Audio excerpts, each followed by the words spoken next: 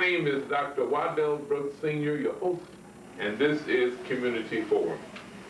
Today's evening, our topic is the Middle East situation, and this is part 3. We have with us as guests Rabbi Ze'ev Harari, congregation Am Ehad, which is in Lindenhurst, Illinois. And we have Dr. Reverend Heisel B. Taylor, Pastoral Director of Christian Life Fellowship, Skokie, Illinois. And we have Mr. Abu Amari Inman. Greetings, Iman. Greetings, men. This is our third discussion of different guests, of course, about the Middle East situation. There's a lot of discussion about Middle East, but we're not going to look at the political avenue there. We want to look at the situation itself historically, and then maybe we can get a better understanding. So I want our listening audience to call at least one family and let them know that we have exemplary people here to give their version of the Middle East situation. It is not the views of the station, Channel 17, and it's not the view of the host of Community Forum. I'm going to start off with Rabbi Harari. I want you to tell us a little bit about the situation in the Middle East as you see it, and we may start with the historical perspective. Well, the question is only where do you start? And for me, as a Jew, I look at it not only as a Jew, but also as Israeli, because I am originally from Israel. Okay. I look at it, the turning point for me is in the book of Exodus, when the children of Israel were taken out of slavery and brought in a miraculous way into the desert, so that they could inherit the promised land. Okay. And in fact, the promised land, which had the name of the land of Canaan, or Canaan in those days, Okay. The land was populated by 7 nations when the children of Israel got to it. And the first thing that they had to do was to conquer the land that was promised to them. And that's what they did under the leadership of Joshua, son of Nun. This was the conquest, the first conquest of the people who later on became known as Jews. In those days they were not called Jews, they were called the Israelites. And this was actually the first time that the Israelites got into the land and owned it as a result of conquest. Then later on, this country, which is situated in a very important strategic place for mostly for people going from the north to south and vice versa, it had many owners. It was the Jewish state or the Jewish kingdoms split into the northern kingdom, which had 10 tribes. Then there was also the southern kingdom, which had 2 tribes of Israel, with the capital city of Jerusalem. The northern kingdom with the 10 tribes were destroyed by the Assyrians, and the 10 tribes were dispersed all over the world, or in the empire, the very big empire of the Assyrians, and we lost the 10 tribes. They assimilated. We don't know where they are and what they did. Mm-hmm. The 2 tribes of Judah and Benjamin that had the capital city of Jerusalem were destroyed by the Babylonians. They went to exile. Then, about 100 years later, they came back to Jerusalem and rebuilt the second temple. That was around the year 444 BC. Mm-hmm. And then that temple stood there in Jerusalem for approximately 500 years, and that temple was destroyed by the Romans when the Jewish people revolted and lost the war against the Romans. Mm-hmm. And in the year 70, the Romans put an end to Jewish independence, and most Jews went to exile, some to Europe, some to Babylon, and there were always Jews who remained and lived in the land of Israel in 4 cities, mostly in 4 cities, in Jerusalem, in Hebron, in Safad, and in Tiberias. Mm-hmm. Ever since that time until the turn of the 20th century, there has not been any very large, significant movement to return to the land from which we were driven. Mm-hmm. Meanwhile, in the conquests that followed the rise of Islam, the land was conquered by Muslims around the year 650, and Muslims from Arabia came and settled and lived there. They have lived there ever since. When the Zionist movement came about and started as a significant force in Jewish life, and there was the first Zionist Congress took place in 1896. It said that the Jews should go back to the land from which they were driven out, and they founded a national fund. They called it the Jewish National Fund, which collected money from Jews worldwide and bought land from the Arabs living there. Mm-hmm. And they started to build Jewish settlements mostly called kibbutz. It was done mostly by socialist Jews. Mm-hmm. And this was the beginning of Jewish settlement in the land of Israel for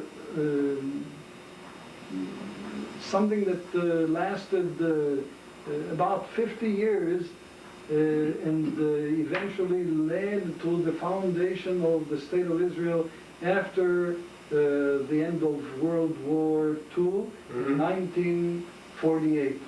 Okay. And this was a source, or the source of the conflict that we see in the land of Israel or Palestine. It's the same place, same country, same piece of country, and it was the source then, and it is the source now of the conflict. Whose land is it? Does it belong to the Muslim population, those who conquered it in 650, or does it belong to the Jews who conquered it in the time of Joshua, son of Nun? Mhm. That question still is the source of the conflict today. And in 1947, Mhm. the United Nations took a resolution to partition the country and divide it between the Jewish population and the Arab population. The Jews accepted this resolution. The Muslims, or the Arabs, the Arab population in general in Palestine rejected this under the leadership of Haj Amin al-Husseini, the leader of the Muslims in Jerusalem. And that started the war in 1948, in May 1948, on the day that the British mandate over Palestine ended. And that war lasted for a few years, a couple of years, and it created a huge problem of refugees that has not yet been solved. And it created also a lot of other problems, because wars, as I see it, do not solve problems. Mhm. Wars create new problems. Okay. And I know for a fact that that war, which we call the War of Independence or the War of Liberation, never ended in peace or a peace treaty with the Arabs, Mhm. but ended with a ceasefire. And since then, we had another war in 1956. Mhm. We had another war in 1967, known as the Six-Day War. And this is 40 years that, exactly now, 40 years that the war took place. Mhm. There was another war in 1973, what we call the Yom Kippur War or the October War. There was another war in Lebanon in 1982, Mhm. and there was another war a year ago when Hezbollah in southern Lebanon shot almost 4,000 missiles all over the north of Israel, and Israel retaliated and destroyed half of Lebanon. Mm. So there are very, very serious new problems created by war and war and war. This is the situation today. The situation today is that there are extremists on both sides. Mhm. And what worries me mostly is the extremism that I see on the Palestinian side, mostly because the Palestinian population have democratically elected Hamas to be their government, Mhm. and the agenda of Hamas, the Hamas movement, and now the government of the Palestinian Authority, Mhm. is to destroy the Jewish state of Israel.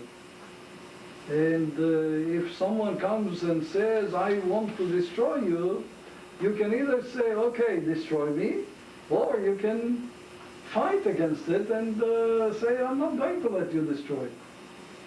Mhm. And that's what we see happening today.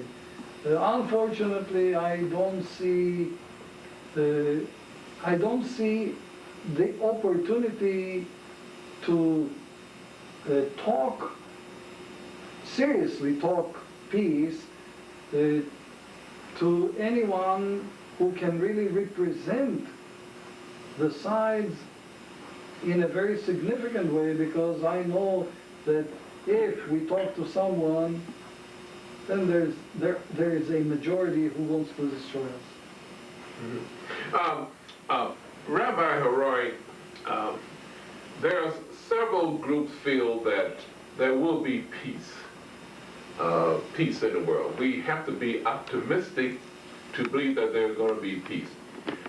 But there are those that believe in God. We all believe in God. He's the center. We don't believe in a lot of things, but God we do believe in. And it's stated that there will be wars and rumors of wars. I guess that was the reason for stating this, because man, in the beginning, we can agree on several things. We know there's a God. We know there was creation, you know, although that's popular belief, a difference between that, but we know we believe in creation because we got evidence that there's creation. Man was created. Woman was created.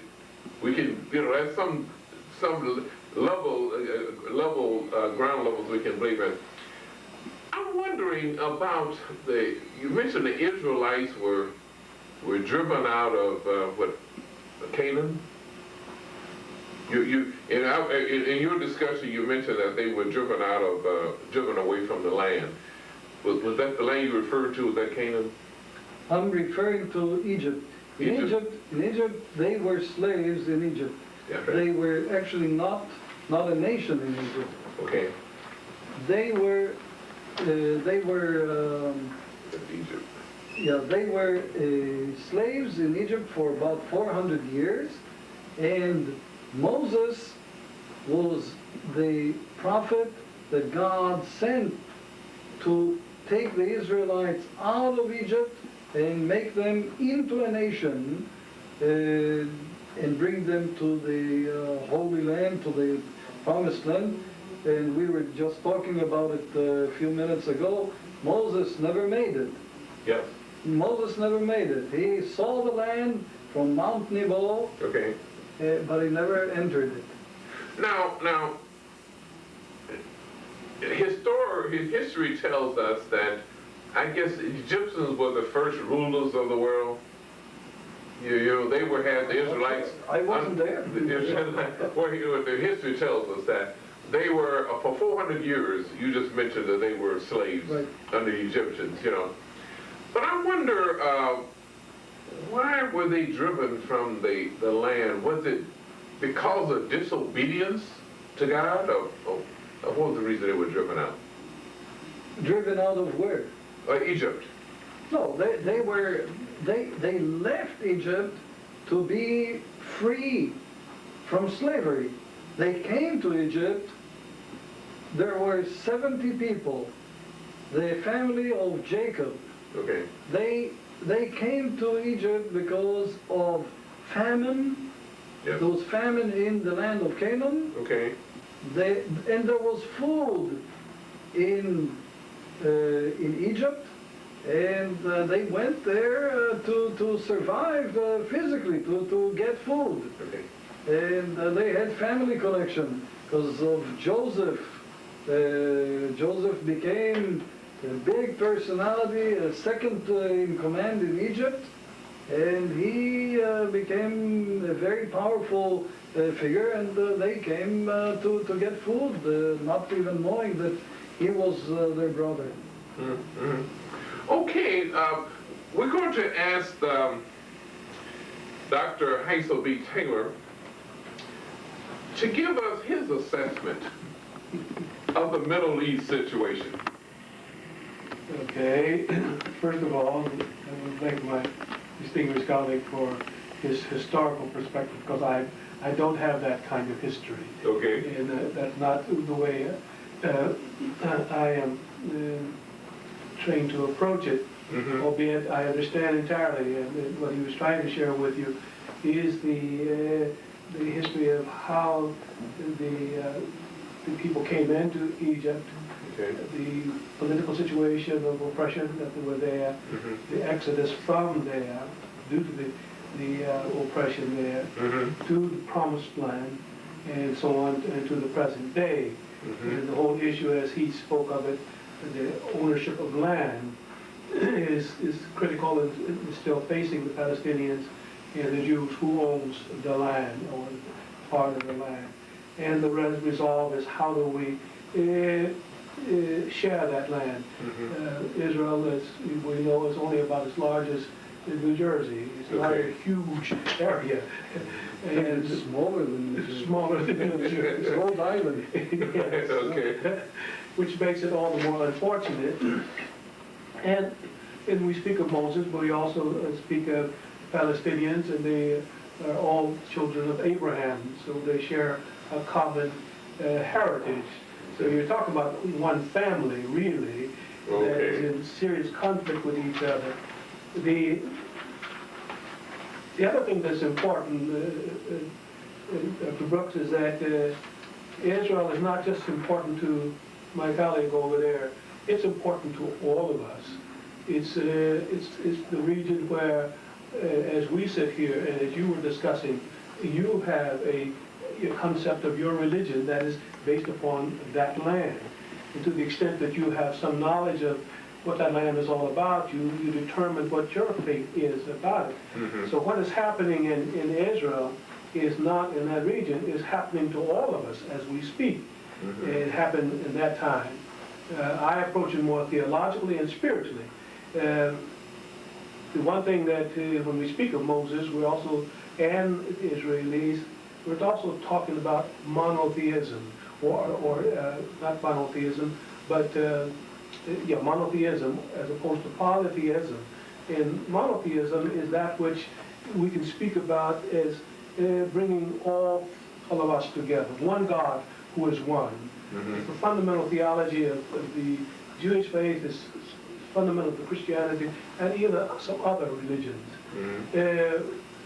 It's amazing to me that even the times that I have gone to Israel and to sit with the scholars, they can talk as we've already been talking about the land and the laws, and without talking about Yahweh, or Elohim, or Allah. And it's amazing, in one conference I said it's amazing that we ask God to convene us, and then when we begin to talk, we ask God to leave the room, and we just talk about politics. Okay. Oh, boy, okay. I think that what the gift of Israel in the Exodus was the gift to the world of the idea of God in monotheism. One God who is one. It is unfortunate that part of the tradition of the Jewish tradition is the idea of a fall. That there was, at the onset of creation, and we're all created in the image and likeness of God. Whether you're black, whether you're Jew, whether you're Christian, Hebrew, whatever, you are all spiritually extensions of that God. And God is spirit, and we worship God in spirit and truth. Okay. It seems to me that whether you're sitting in a church on Sunday morning, or in a synagogue, or a mosque, what holds us all together is this idea that there is something that transcends all of us. It's invisible and not visible. And I think the great leaders of the world, whether you talk about Jesus Christ or Gandhi or Martin Luther King, that dimension of it has to be a part of the discourse. If it's left out, then we're left literally to just fight with each other over laws or land. And I told him that I took the time to go to Jordan because I wanted to go to Mount Nebo and to see what Moses saw. Obviously, I could not look at it strictly from a demographic or a physical view. I want to see what he saw spiritually. And I think in the metaphor, Israel is almost a metaphor for, in the terrain there, is for life itself. Because we're exiting from slavery. Whether it's your physical slavery, whether it's your spiritual slavery, your ignorance, or whatever it is, that you need to leave, you see. And the liberation from that is a powerful liberation. If you only leave it, your liberation only is from a physical liberation, you haven't gone very far. This is important to me because as African Americans, we use the Exodus as our primary paradigm. My colleague James Cone, the great black theologian, that's what he uses, the whole idea that God is on the side of the oppressed. But he starts out at least by saying God. You see, you don't leave God out of the discussion, you see, because God is that which is there. So, you know, I think, you know, the last time I was in Israel, it was with Jewish and Christian scholars and Islamic scholars, and the discussion was so locked into laws and land, they couldn't get out of it. It was an impasse, because if you shoot me and kill my mother, I've got to come back at you and kill. You steal my land and so on. That's a bind that is hard to get out of. One thing we know about spirituality is that the idea of forgiveness is so covenant. And the only way you can bring an end to violence and counter-violence is somebody's just got, both sides have got to say, we must stop. And it takes prophets and holy people to do that, where you see that these beyond our national boundaries, our pigment boundaries, our religious symbols, we're still one. And the fascinating thing in Israel, in fact, I saw it with the young people there, you know, Palestinian youth, by the time they get 18, they've got to go to war, or the Israeli youth. But sometimes those youth were just friends, but all of a sudden they're turned against each other. Great unfortunate thing. So what I think what's lacking right now, and my colleague is right, we have people at the political extremes, and it's about our laws and land.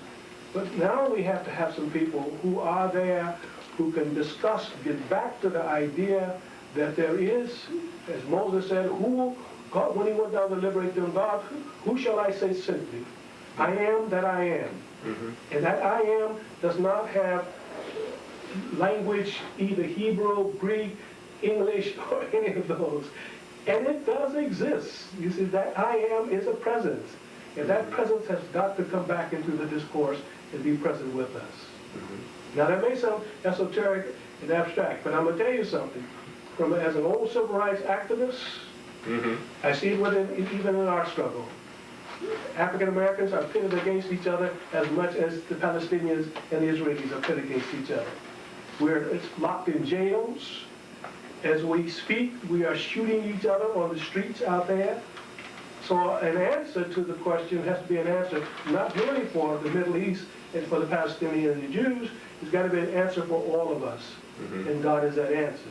But we have to understand what we mean by that. Very good. Okay, we're going to let Abu Amara, we're going to afford you the same opportunity and the same time restrictions that we allowed our other two guests to tell us your assessment of the Middle East situation. Well, my assessment is that after talking with Palestinian Arab Muslims, their perception, and perception is reality to people. Okay. The Jews have their perception of what's going on there, and they're being mistreated or some injustices are being done. The Arabs also have a perception that there's injustice being done to them, the Palestinian Arabs. They feel that the Jews are there, or Israel is there, on behalf of America, on behalf of Europe, on behalf of the colonists to take their land away. The one thing, like Dr. Taylor said earlier, that he's been a part of the civil rights movement. The one thing that happened to us as African American, I'm not African American, I'm just an African American Muslim, is that we did not respect, nor did we want people to this day coming into our communities picking our leaders for us. And it's no different with the Palestinians. Now, I don't know anything about Hamas other than what I read and see on the news. Now, having said that, the Palestinians have a right to choose who they want to be their leader. America, Israel, nobody else can tell them who they should pick as their political leader. The people have spoken. In any democracy, this is how democracies work. And America says that we're trying to spread democracy. This is why we say we're in Iraq, to spread democracy. Now, having said that, from a secular point of view, if 4,000 years ago, and as Muslims, and I think as Christians, I know as Muslims, we don't dispute the fact that Israel, the children of Israel, in Arabic they call Bani Israel, or the children of Israel, or the children of Jacob, that God did promise them that land 4,000 years ago. But does that still hold true in 2007 or in 1948 or whenever they went in there? You can't go into a land and say on biblical knowledge or biblical information or biblical revelation that something happened 4,000 years ago and you have our land and we want it back.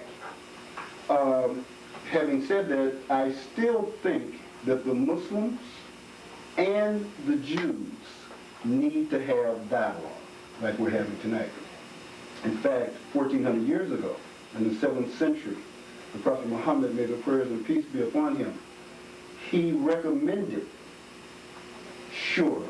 Shura is mutual consultation. The Palestinians, whether it's true or not, they feel that they have not had redress. They have not been given proper redress. Anytime people feel that they are not being listened to, if they're moderate, you can push them over into extreme behavior. And I'm not making excuses for them, because Islam does not approve of suicide bombing. In fact, in Islam, if you commit suicide, not only do you not go to heaven, you are guaranteed the hellfire. Guaranteed it. In fact, just a very quick story, because I know I get long-winded. During the time of the Prophet, peace be upon him, there was a man who was a Muslim who was fighting a battle with the Muslims. And he was one of the best soldiers on the battlefield. And the Prophet, peace be upon him, being in communication with God, God had told him that this man is going to the hellfire. And he shared this with his companion, his Sahabi. So they looked at this man, he's killing all the enemy, he's fighting on the battlefield, he's fighting on behalf of Islam. So they said, well, maybe the Prophet, they asked him, are you sure it was this guy? He said, this man is destined for the hellfire. So one of the companions watched this man, kept his eye on him. He was wounded in the battle, received severe wounds. Later on that night, the pain became so excruciating that he got up and he fell on his own sword and he killed himself. So even though he was a Muslim, even though he was fighting with the Muslims, even though he fought gallantly, he fell on his sword, he took his own life, so he's bound for the hellfire. So Muslims cannot kill themselves trying to fight the enemy or the so-called enemy. We can't do that. The other thing with Muslims that has happened to the Muslim, which is called in Arabic, it's called Ummah, nation, is that the Muslims' focus has changed from religious focus in trying to do those things that will get us into paradise to wanting worldly power. We become more and more and more over the last 1,400 years secular than we have religious. And this is what we're really seeing, not just with the Jews and the Arabs in Palestine, but all over the Muslim world. Muslims have become hungry for power. Muhammad the Prophet, may the prayers and peace be upon him, that was never his mission. His mission was to teach what God had revealed to him. Not land, not power. That came because the people invited him from Mecca to Medina to be the head of state. He was a prophet, but he also became the head of state in Medina, a town 200 miles away from Mecca. This is what Muhammad and Moses, peace be upon those two great prophets, have in common. They were statesmen, They were leaders of a nation. They brought law, the Torah, or the Torah in Arabic, and Sharia in Hebrew, I'm sorry, and Sharia in Arabic. So they both were bringing law from God, and they both built nations. We love Moses, we love Jesus, we love Abraham, we love Lot, we love Noah. We make no differences in Jesus between any of the prophets. We love them all. And there is a kinship, like my brother said earlier. There's a kinship. We're related through Abraham. Peace be upon him. Abraham had two sons. He had Ishmael and he had Isaac. And those two sons is the reason why the Jews and the Muslims, the Arabs, are actually biologically cousins, not just cousins in the faith. So we have two fathers in religion. The Muslims believe this. We have Father Adam, who's the father of all of mankind, and we have Father Abraham, who's the father of the faiths, which is included in that is Christianity. So the fact that we have these differences, and like Dr. Taylor said earlier when we were talking out there, is because the dialogue has broken down. The dialogue. We cannot point fingers at each other and try to arrive at the solutions to the problem, not just in the Middle East, but the problem in Iraq, Iran, Jordan. All over the Middle East is a tinkerbox, is waiting to explode. And the thing that I hold this government most responsible for is you do have moderate, I know them personally, moderate Muslim leaders in America. But this administration has never called those imams here in America to the White House to say, what is your opinion of what we should do in the Middle East? You have moderate Muslim imams that are born here, indigenous, and you also have immigrants that have come from different places to America that are moderate. But moderation does not sell newspapers. So they go to the extreme people in order to sell their papers. The Ummah, or the nation of the Prophet, was called Ummatan Wasit.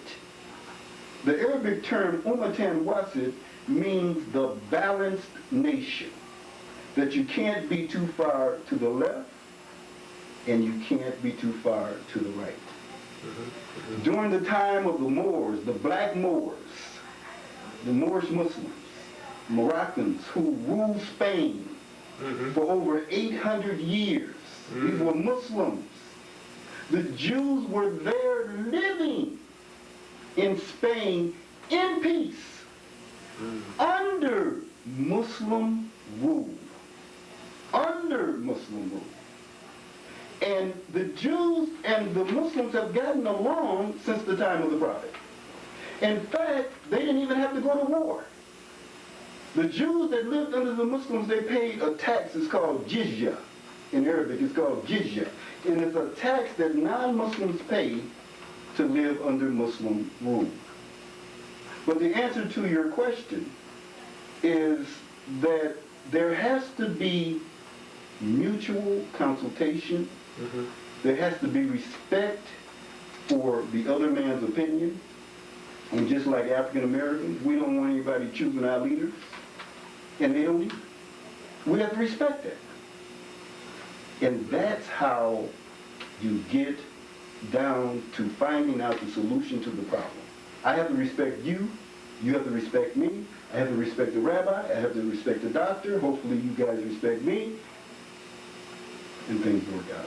May I say something? Yes, This, Dr. Taylor. it's interesting how we say the same thing, but we say it in a different way. He says that religion has become so secular, you see, in power, you know, And it's amazing how, as I stated before, you talk about Islam, you submit to God, how Allah gets left out of the conversation, and or Yahweh gets left out of the conversation. I don't think that we have a lot of faith in that dimension anymore.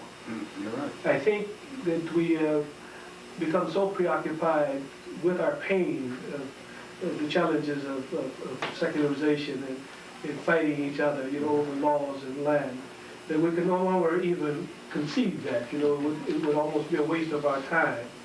Because, and yet on the other hand, we all acknowledge, violence, counter-violence has no end to it, you see.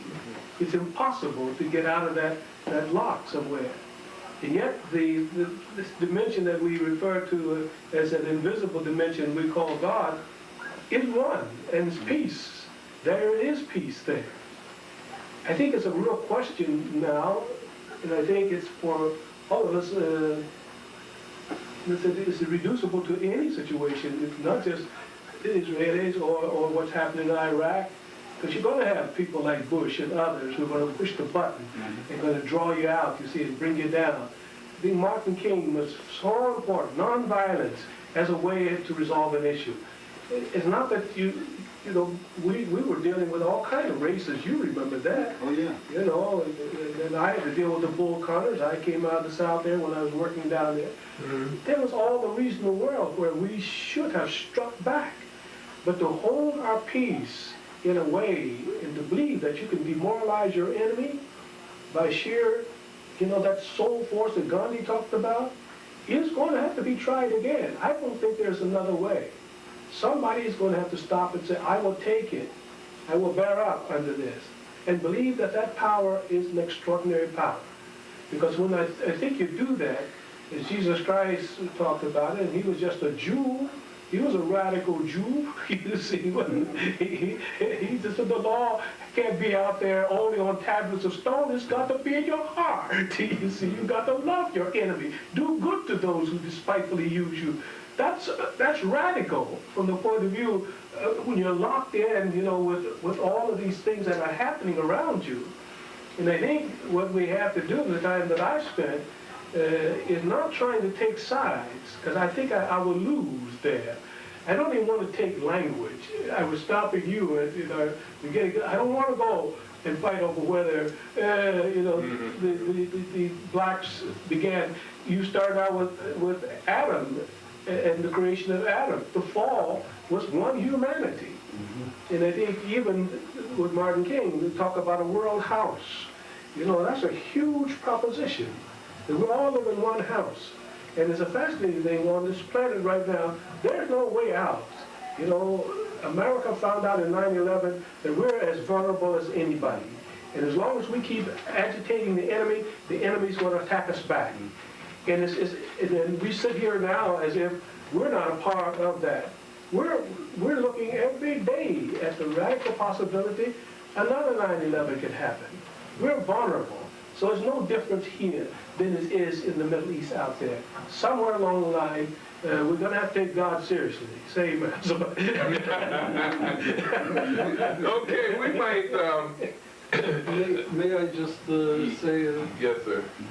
I fully agree with what you said about Hamas being elected democratically, and this is really a wonderful thing that they could have been elected democratically by the Palestinian people. And yet I see that they're fighting, there's almost a civil war there. Now the question that I ask is, what is their agenda? And what do they stand for? So on the one hand, I admire Hamas for the social work that they have been doing for the Palestinians.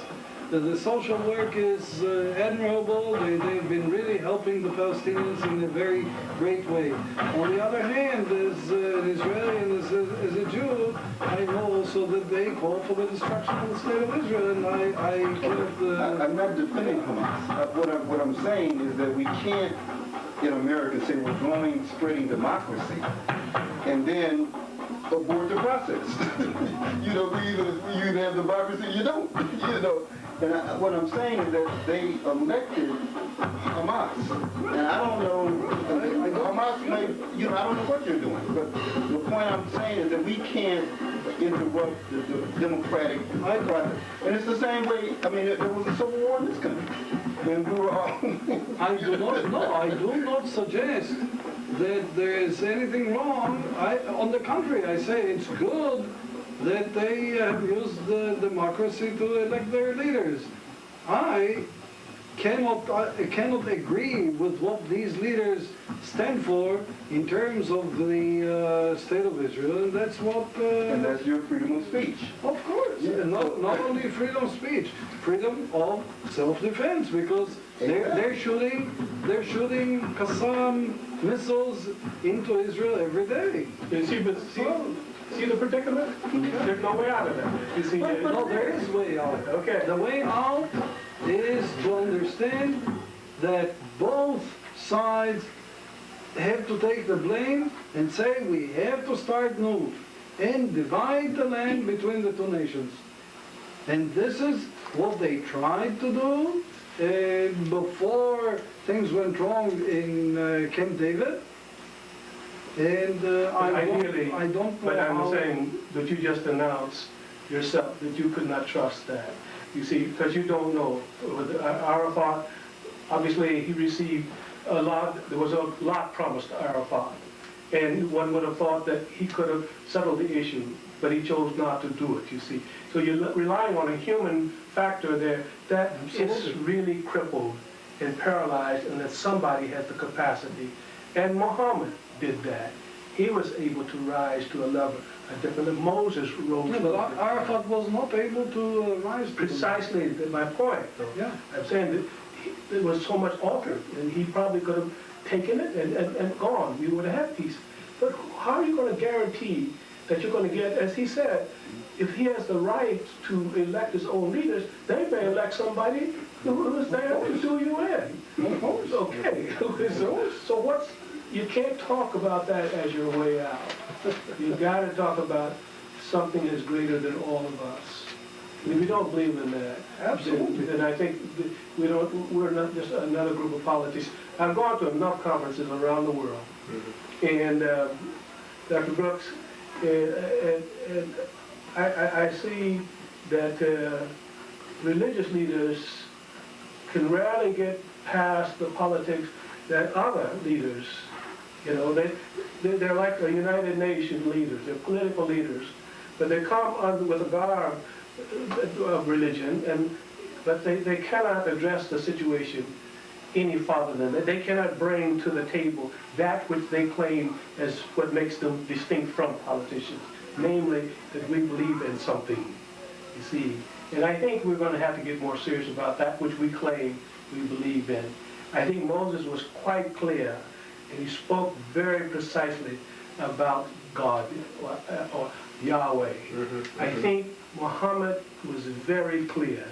You see, you can't write the Quran without having some inspiration from another dimension. Am I right? You're right. See, but we're not serious about that right now. And I think the time has to come where the conversation can't drift off. Okay, Hamas will not do what I want them to do. You see, they're not going to do that. You see, okay. But there are some people who are not locked into Hamasianism or whatever, you know, your little locale is or your little dimension that you have. That fragmentation is a part of that visible dimension that is not about that which we claim as God or Allah, you see. So Rabbi Roy, My problem is, and you indicated, we do not hear the moderate voices. We do not hear them in Palestine. Hamas was elected by 70% of the population. And where are the moderates? Why don't we hear about them?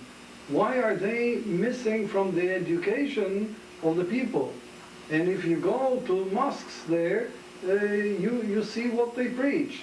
Where are the moderates within the Muslim community here? You ever And heard- I'm you not ever talking heard of- about the White House. No, I don't understand. hear No, you ever heard you of- say that they're not invited. I say I don't know about. Have you ever heard of Wallace Muhammad? No. That's, No. you just answered the Where are question. they? You just answered the question. He is a very moderate imam. He Okay. does interfaith. I would love to meet him. But here's the point. That's what I'm saying. He doesn't make the 6 o'clock news. He doesn't make the 4 o'clock news, the 5 o'clock, because he's not radical. The radical voices are the ones that sell papers. They are the ones that the people have out front.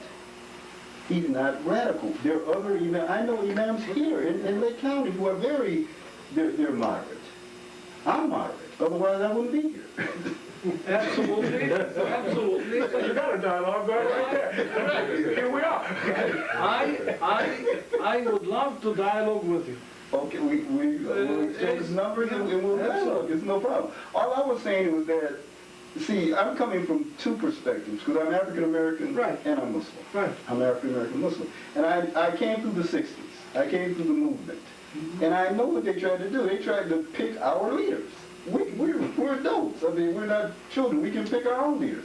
So I'm not defending Hamas because I don't even know enough about Hamas. But what I'm trying to say is that the democratic process has to be allowed to work. And if people from the outside of another country or another people cannot choose their leaders, I agree with you. whether we agree with what the leadership is doing or not. There's people who, and I'm one of them, that wish Bush wasn't in office. But he won the election. He stole it, but he won it. No, I agree with you. But here, again, what I'm trying to say is,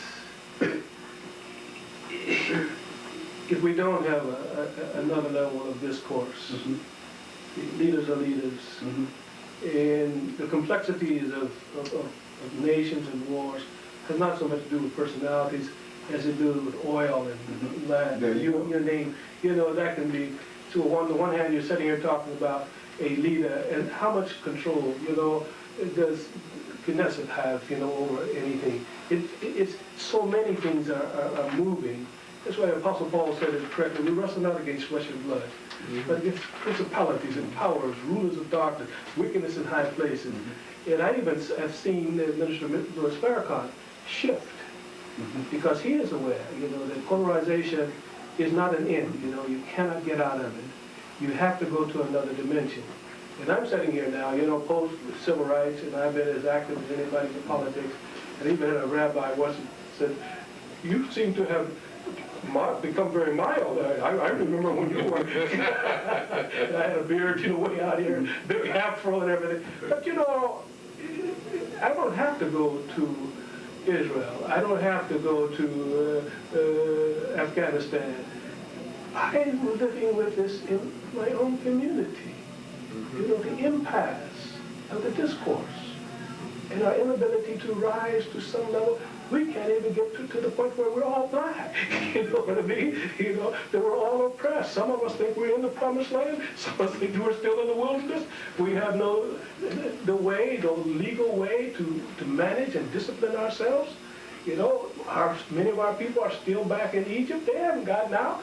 Most of our leaders are still back in Egypt. They don't know what to do in the wilderness out here, and we've met our enemy and we're it. You see? We're winding down now. We have a few minutes left, but I think we can all come to an agreement. We talked about whose responsibility is it to be peacemakers, Is it the President of the United States? Is it the United Nations? Just who?